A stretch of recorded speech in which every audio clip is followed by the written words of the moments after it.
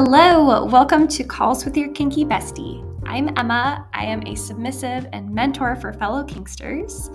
This podcast is all about insights into kinky life and dating, sharing my personal experience and stories, and help share mindset shifts too to get you into a confident space, more confident than you are now. So get ready, it all starts now. Let's talk about kink events because understandably, this is such a big topic. It comes up so much in my private kink mentorship, and which I love. But I have a little secret for you. I'm actually not a super huge fan of kink events. And recently I've skipped about 3 of them in a row that I was kind of considering attending and ended up deciding against it. So let's talk about why you should or shouldn't go to that kink event, like little tests for yourself, and also like just understanding, I think, the purpose of kink events a little bit further, and specifically like what role they might have in your life long term. So let's do it. The purpose of kink events, and also, understanding kink events a little bit more, because I also understand it's a common experience where people haven't really attended kink events, even though they're interested in kink. So what they are. It depends on the actual event, of course, what goes on. Sometimes nudity is on the table, sometimes it's not, sometimes participating in certain kinks or certain sexual activities is on the table, and again, sometimes it's not. Sometimes you go to an event and all things are on the table, just in different spaces. Like there might be like a dedicated room for certain activities to go on, and then other spaces where it's more vanilla, like, wearing your street clothes and doing other certain things. So it's going to depend on the actual event, what is going on. But the point of a kink event is just to get the kink community together, really. And sometimes they'll have specific like themes or topics, like to bring a certain kink together. Sometimes it's just more general. It's all beautiful and lovely. And if you haven't gone to a kink event before and you're interested, I definitely recommend at least just checking it out and seeing for yourself what it's all about before making decisions about like whether or not this is like a suitable life thing for you. And maybe I shouldn't have even said that. Like, I don't think it's a matter of like hard and fast kink events are good for you and you should go to all of them versus you should never go to one. I think it's always going to be case by case, even, within you as a person, depending on the event and what's going on with your life. And that's the purpose of this episode today, is digging into that more. So that's a little bit about what kink events are if you don't already know, and the purpose of them. And let's first talk about some reasons that you might want to go to a kink event and how this could be really beneficial to your life.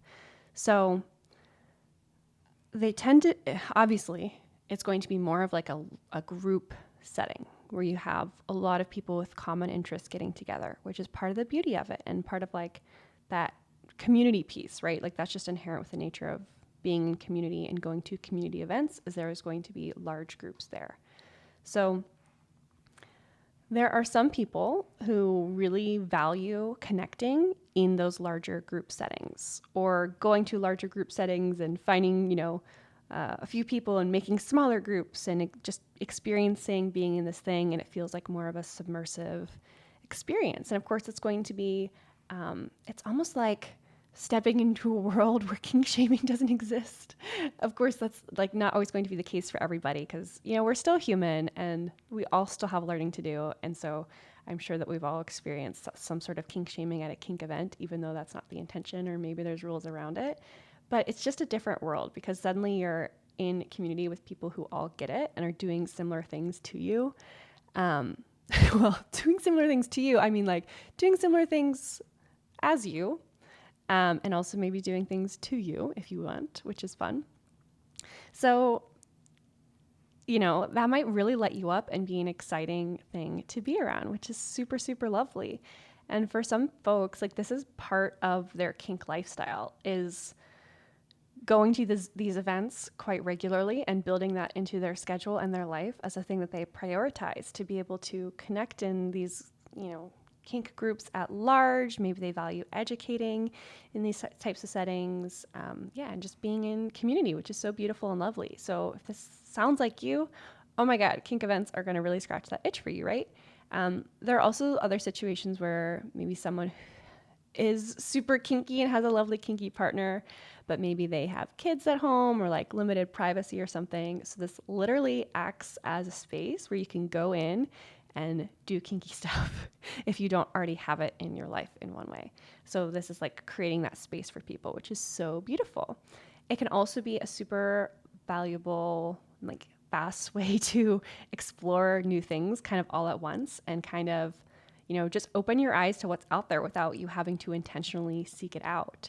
Well, I guess going to the event is intentionally seeking out, but you know what I mean? Like sometimes if you wouldn't see something maybe on the corner of the porn website that you're on unless you were seeking it out. But suddenly, if you're in a kink space, you might be exposed to something that piques your interest and maybe you learn something new about yourself, which is really fun and exciting. I got interrupted by a timer going off. Okay. And one reason that I love going to kink events or just kink spaces sometimes is there's so much kink furniture and toys in this world that don't always make sense to, or like it's just like a big leap and an investment to buy something for yourself without trying it first. And obviously with sex toys and furniture, returns aren't as much of a thing. So it's really nice if you can try something that you're interested in before you get it. And so a lot of the times these kink events or spaces will have furniture that you can try and toys that you can try. And it's so lovely. That's how I ended up trying like a room seat for the first time. And we were able to discover like, okay, well, this model that we were actually really looking at is probably not the best for what we're trying to do with it. And so like, that's awesome to get to try stuff out in person and see what you think. So there's so many more reasons that kink events would be beneficial. But those are some like the bigger ones that come to mind.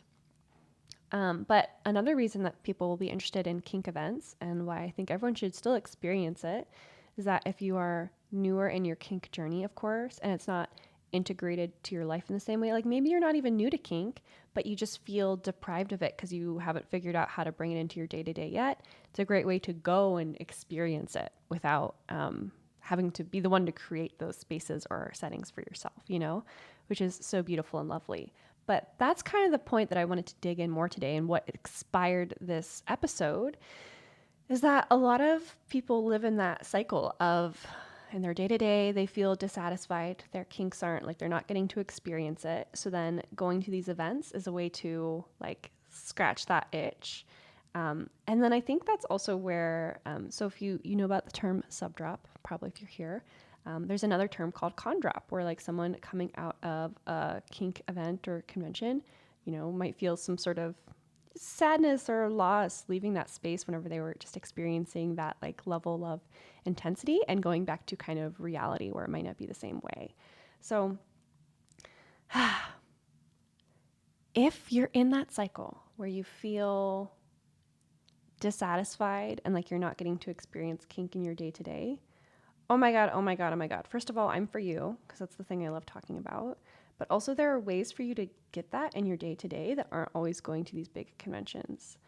Because what the issue isn't like you going to this convention and having a nice time and getting to experience your thing. Like that's fucking awesome. And obviously a great gateway into exploring the kink world further and meeting people and doing all those things we just talked about.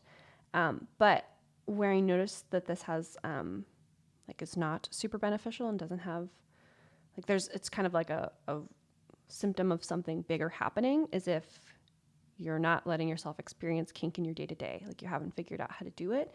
And that's the thing that you want. So you feel there's some sort of like you're really craving getting to do these things and it's not part of your reality. It's like one of the only ways that you can go do it, because it is not the only way that you can go do it. You can have a kinky life. You can have a kinky partner or partners. You can even not have a kinky partner and still get to do kinky stuff solo, or there's just like so many different ways to work around it. And that's just what I want for you. That's just what I want for you, is to get to have the kinky life that you want, rather than having to go in these like intense waves of having nothing and then having everything. And of course, this is still going to be super personal. Like there are still some people that like what keeps them interested in kink is having kind of breaks from it and then experiencing it all at once. Like that's That's not problematic. What's problematic is like if you're feeling dissatisfied in some way in your daily, like, oh my gosh, let's go get you some satisfaction though. That's just a thing to talk about. So, okay, why you should and shouldn't go to kink events. So those are some of the reasons that you might want to go. Like this might want to be a good fit for you. And then the super simple like test and gauge I'll give for you is if you're excited about going to an event and if doing this sounds like a thing that you want to do, I think you should go. Assuming it wouldn't fuck up your life in some way, I really think you should go and experience it. Like, that's part of what this life is. And that's part of what kink is too, is following your bliss and the thing that you're excited about. So if you feel excited about something, learn to differentiate between fear and like a lot of times we're interested in something but you're avoiding it out of fear of something. So learn to recognize whenever you are, fear or disinterest. So learn to recognize whenever you're telling yourself like, oh, I don't really want to go. Okay, what's the difference between me not wanting to go because I'm scared, because this is a new environment, because I don't know fully what to expect, or just like anxious to be in a group, versus genuinely being disinterested. And then that segues into, hey, I've actually been skipping kink events lately, and I wanted to share why. Because I think this is something that's expected of me as someone in the kink community who's obviously like a bit of a leader in it. Like I mentor submissives. Yeah, I've recently skipped 3 kink events actually that I was, kind of was looking at going and, doing some serious thought and talk about it, but eventually decided not to go. And the reason might surprise you, or maybe it won't. I like connecting one-on-one. That is really something I have learned about myself doing this, like going down this mentorship road, and also just the course of my life and the connections I prefer. And so sometimes these group settings are not always interesting for me. And it's always like sometimes it's also a bit performative as well. So like I can do really well in group settings. Like I used to work retail and I used to actually like host parties and things like that. Like that's a thing that I have been taught how to do and can do well. And sometimes I do that for the benefit of myself or the benefit of somebody else. Like sometimes I'll take people to kink events, or sometimes I'll just decide I want to experience some part of an event, but I'm still not interested in the group aspect as much. So I can still like turn that on in a way. But for me, what I noticed is I actually felt more of this expectation to go because like people were asking me about it. Like people were saying that they were going and that they would like to see me there or something. Or yeah, I just felt a little bit of this obligation because that like I would have to go because I'm in the kink community. And when I would think about going, I noticed myself thinking, oh, this will be great to like, I can record myself getting ready and talk about kink events and create this content around it. And I noticed that was more of my focus, was like for other people rather than me genuinely having an interest in the events that I was talking about, or like looking into. So, and I think another piece of it is that like I have really put a lot of energy and focus and have designed my life in a way where I get to experience kink all of the time. It's very normal to me now. It's so beautiful. It's a big part of my relationship. It's to the point where I don't even think twice about it. It just is part of my life, which is so beautiful and lovely. But because I've set things up in a certain way, like I don't feel this same like craving or longing to go be in these really intensive environments, because like I already get to do a lot of the things that I would want out of that. And then there's some pieces of it like the large groups and stuff that put me off, or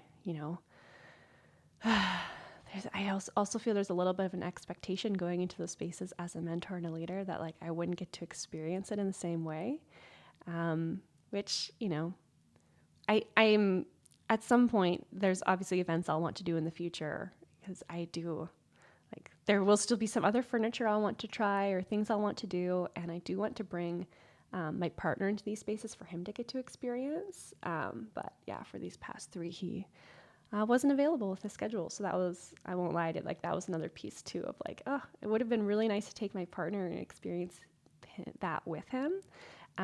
But because he's not going and I'm going alone and I felt this obligation to go rather than this genuine interest, figured, this probably isn't the thing.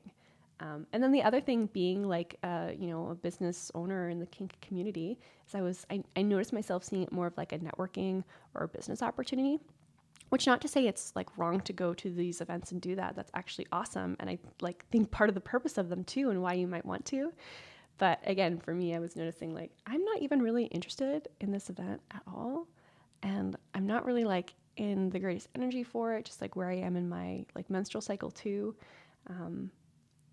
And yeah, I felt like I kind of had to I guess, present this front of someone who's really active in the kink community, which I am. It's just in a different way. And also like, another reason that you might want to go to kink events, even if you have kink in your life in a lot of ways with your romantic partnership, maybe you don't have like a lot of friendships or non-romantic or non-sexual relationships with people who are kinky as well, which is so super lovely. And that was something that I wanted and something that I used to seek out at kink events. However, now I am a kink mentor and I have I have lovely kinky people who I mentor that I get to interact with all the time. So I just don't need that itch scratched by going to a space like that. So these are all lovely, super lovely things to think about and just a conversation I wanted to have. I hope this was super helpful for you. And I'd love to hear from you, like, where are you right now in your kink event journey? Are you enjoying going to these? Is there an event you're planning for that you're excited about? Are you at a similar point where you feel a little disinterested or stagnant? Or also, if you're just like a little fucking scared to go, but you actually want to go, I do have a past episode about this. I will link that in the show notes so that you can go check it out if you're trying to hype yourself up to go to an event and want a little bit of inspo. I've got that for you too. All right, well, we will chat next week. Bye, bestie.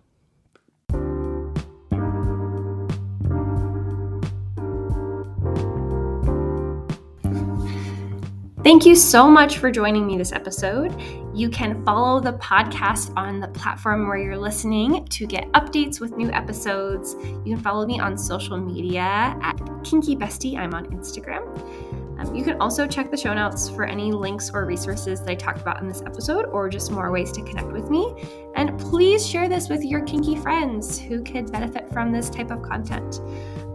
There is also an option for each podcast episode to engage with Q&As or polls. So I'd love to hear from you and create future episodes around what you want to chime in with. So please check those out in the show notes too. And I look forward to hearing from you. Bye.